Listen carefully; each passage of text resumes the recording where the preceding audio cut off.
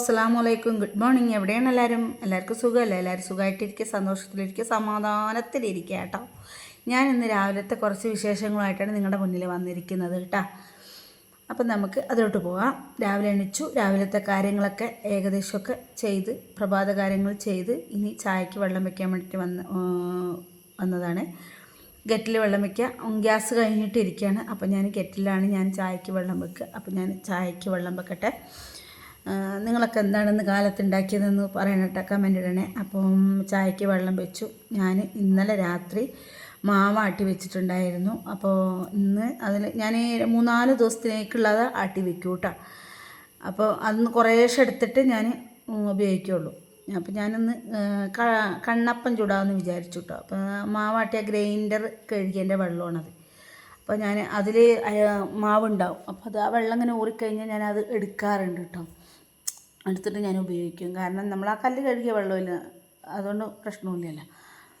അങ്ങനെ നമ്മുടെ ഗെറ്റിൽ വെള്ളമൊക്കെ തിളച്ച് ഞാൻ ചായപ്പൊടിയും പഞ്ചസാരയും ഞാനൊരു പാത്രത്തിലോട്ട് ഞാൻ ഇട്ടിട്ടുണ്ട് കേട്ടോ.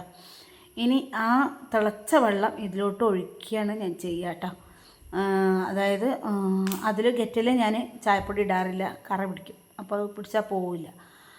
അപ്പോൾ ഞാൻ എന്താ ഇങ്ങനെ ഒഴിച്ചിട്ട് ഞാനൊന്ന് മൂടി വയ്ക്കും. ഒരു 2 മിനിറ്റ് മൂടി വെച്ചാൽ നമുക്ക് അടുപ്പിൽ തിളപ്പിച്ച പോലെയുള്ള ഇത് കിട്ടും. അതിൻ്റെ ഇടയിൽ കൂടെ മിയമോള് വന്നപ്പോൾ ഞാൻ വീഡിയോ എടുത്തുകൊണ്ടിരിക്കുകയാണെന്ന് പറഞ്ഞപ്പോൾ അവൾ ഒരു ഹായ് പറഞ്ഞിട്ട് പോയതാണ് കേട്ടോ. അപ്പോൾ ഞങ്ങൾക്ക് എല്ലാവർക്കും ഞങ്ങൾ ചായ എടുക്കുകയാണ്, കുടിക്കാൻ വേണ്ടിയിട്ട് നിൽക്കുകയാണ്. അപ്പോൾ കണ്ടോ, നല്ല ചായ നമ്മൾ അടുപ്പിൽ കാച്ചിയ പോലെ തന്നെ ഉള്ള ചായ നമുക്ക് കിട്ടിയിട്ടുണ്ട്. ഒരു 2 മിനിറ്റ് ഒന്ന് മൂടി വെച്ചാൽ മതി.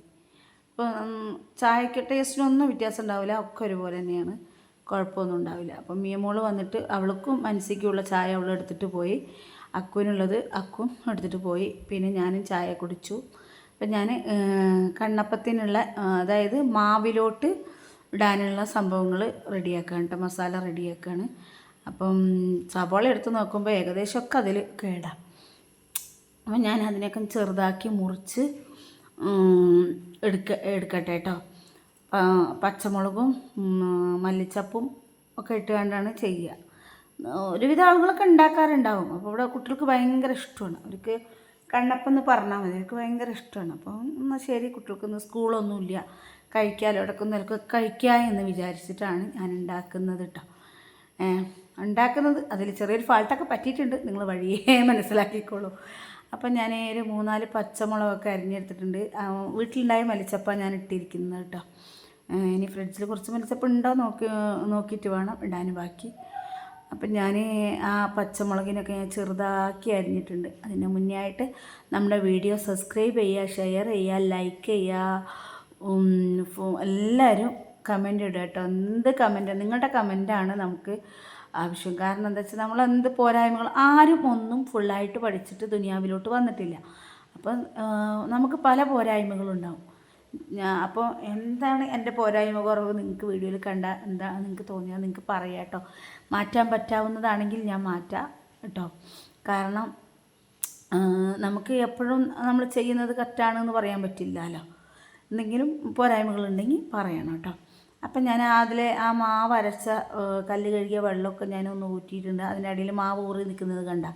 അപ്പം ഞങ്ങൾക്ക് ആവശ്യത്തിനുള്ള മാവ് ഒരു 3-4 കരണ്ടി കുറച്ച് കൂടുതൽ എടുത്തിട്ടുണ്ട്, കുട്ടികൾക്ക് കഴിക്കാമല്ലോ എന്ന് വിചാരിച്ചിട്ട്. അതായത് സ്കൂളില്ല, അപ്പോൾ കുട്ടികൾക്ക് കഴിക്കാമല്ലോ. ഞാൻ അതിനൊക്കെ ഇളക്കിയിട്ട് ഞാൻ അതിലോട്ട് ഒഴിച്ചിട്ടുണ്ട്. ഇനി ഇത് ഞാൻ മസാല വെട്ടിയിട്ട് അടുപ്പിലാണ് ഞാൻ മസാല ഉണ്ടാക്കിയിരിക്കുന്നത്. പിന്നെ അതിൽ ഞാൻ ഫ്രിഡ്ജിൽ നിന്ന് കുറച്ച് മല്ലിച്ചപ്പൊക്കെ ഉണ്ടായിരുന്നു, അപ്പോൾ എടുത്തിട്ടിട്ടുണ്ട്. അതൊക്കെ കടുക് പൊട്ടിച്ച് മസാല വഴറ്റിയിട്ട് ഞാനെടുത്ത് ലേശം മഞ്ഞൾപ്പൊടി ഉപ്പൊക്കെ എടുത്തിട്ടുണ്ട്. അത് ചൂടാറിയതിന് ശേഷം ആ മാവിലോട്ട് ഞാൻ ഇട്ടിട്ടുണ്ട്. ഇനി അത് നന്നായിട്ട് ഇളക്കുക. ആവശ്യത്തിനുള്ള ഉപ്പ് ഇട്ടോളി. ഉപ്പിട്ടിട്ട് നമ്മൾ നന്നായിട്ട് ഇളക്കി കൊടുക്കുക കേട്ടോ. നല്ലോണം ഇളക്കിയിട്ട് നമ്മൾ ആ പാത്രത്തിൽ ലേശം കൂടി വെള്ളം ഒഴിച്ചാണ് ഞാൻ അതിൽ ആക്കിയിട്ടുണ്ട്. അപ്പോൾ നമുക്കതിൽ ഒഴിക്കാൻ പറ്റുന്ന രീതിയിൽ കേട്ടോ. ഞാൻ കുറച്ചും കൂടി ഉപ്പ് പോരാ, അപ്പോൾ ഇത്രയും കൂടി ഇട്ടു കേട്ടോ.